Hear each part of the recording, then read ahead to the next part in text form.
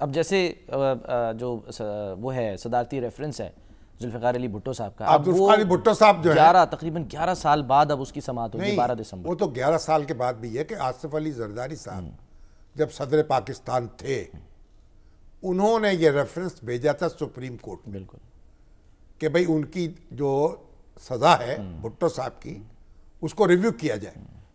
اب کیونکہ اس میں نسیم حسن شاہ صاحب کا بیان آ گیا، دوسری چیزیں آئیں، یہ کہا گیا کہ وہ فیصلہ جو ہے اس پہ ایک تنازع تو موجود ہے نا کہ ذوالفقار علی بھٹو صاحب، دیکھیے 7 جج تھے نا سپریم کورٹ کے اس وقت، ٹوٹل سپریم کورٹ کے 7 جج تھے، اس میں 4 نے کہا کہ ان کو پھانسی لگا دی جائے، 3 نے کہا بری کر دیا جائے، یہ نہیں کہا عمر قید دے دی جائے، 4-3 کا فیصلہ. اور ایک جج جو تھے نسیم حسن شاہ جو ایڈ ہاک جج تھے انہوں نے بعد میں یہ بات کہی کہ ہم دباؤ میں تھے زیادہ، یعنی انہوں نے جب اس طرح کی بات کی تو پھر اگر وہ ان کا ووٹ نہ ہوتا تو پھر تو اکثریتی فیصلہ ان کے خلاف نہ آ سکتا. تو اب دیکھیے ذوالفقار علی بھٹو صاحب دنیا سے رخصت ہو گئے، ان کی جانشین بے نظیر بھٹو بھی رخصت ہو گئی، برسوں گزر گئے. اب تو اس ریفرنس کا فیصلہ یہی ہے کہ اگر یہ عدالت قرار دے دے کہ ان کو پھانسی کی سزا نہیں ہونی چاہیے تھی، دیکھیں نا 4 جج یہ کہہ رہے ہیں کہ پھانسی دے دی جائے اور 3 کہہ رہے ہیں نہ دی جائے. 7 جج اس پر متفق ہیں کہ قتل کرایا تو ایف ایس ایف کے سربراہ نے، مسعود محمود نے، ایف ایس ایف کے لوگوں نے کیا.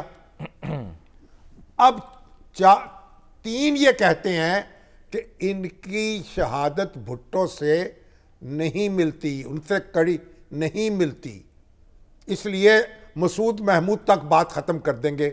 اور 4 کہتے ہیں کہ نہیں، ایسے سرکمسٹینشل ایویڈنس موجود ہے، شواہد موجود ہیں کہ بھٹو صاحب ختم کرانا چاہتے تھے احمد رضا قصوری کو. احمد رضا قصوری بھی ابھی زندہ موجود ہے، وہ تو بچ گئے، ان کے والد جو ہے نظر ہو گئے.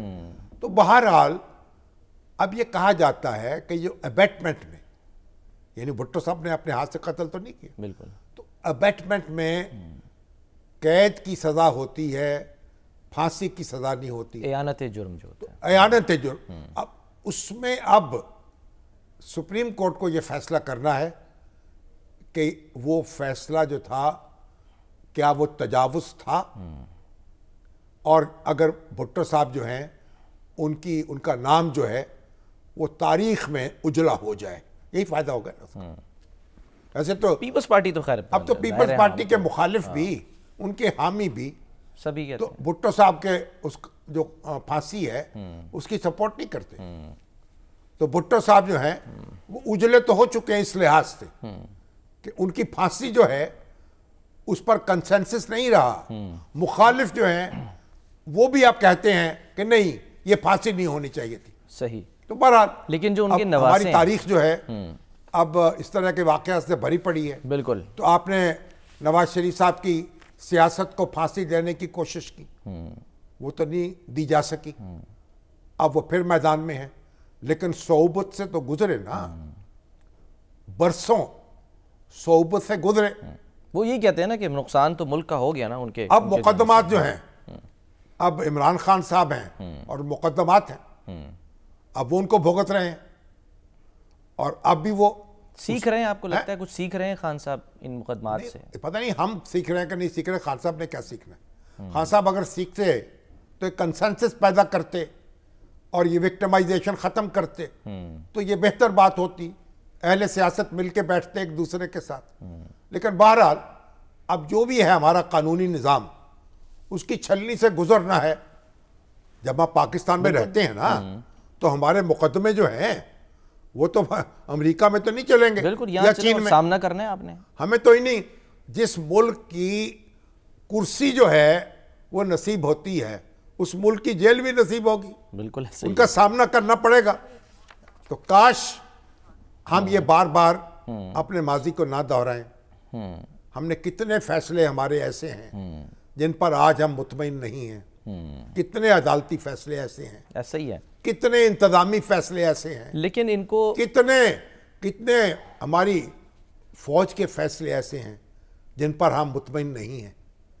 کاش ہم اپنے معاملات پر اثر نو غور کر سکیں۔ کبھی ممکن ہے شامی صاحب کہ وہ جو کہتے ہیں کہ جی ٹروتھ اینڈ ریکنسیلیشن کمیشن بنایا جائے جیسے جنوبی افریقہ میں بنا تھا، آپ کو لگتا ہے کبھی بن سکتا ہے؟ کبھی بھائی وہاں تو دیکھیے ایک بات سنیں، جنوبی افریقہ جو ہے نا اس میں تو بنا یہ جو ہماری کرسچینٹی ہے نا، عیسائیت، مسیحیت، اس میں جب آپ کنفیشن کرتے ہیں نا تو آپ کو معافی مل جاتی ہے، بالکل وہ پادری معاف کر دیتا ہے۔ بالکل، چرچ میں جا کے آپ نے کنفیس اعتراف جرم جو ہے وہ معافی کی بنیاد بن جاتا ہے، ٹھیک ہے؟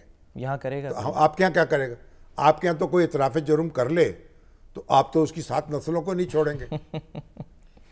تو ہمیں اب محاورے میں تو ہم کہتے ہیں کہ ٹروتھ اینڈ ریکنسیلیشن کمیشن بنے، یہاں کون بنائے گا اور کیسے ہم مانیں گے اور پھر کیسے زندہ رہیں گے؟ اور بھائی اب تو کوئی ایسا کام کر لیں کہ اپنی غلطیوں کی اصلاح کر لیں، ایگزیکٹلی، اور زندہ رہنے دیں ایک دوسرے کو۔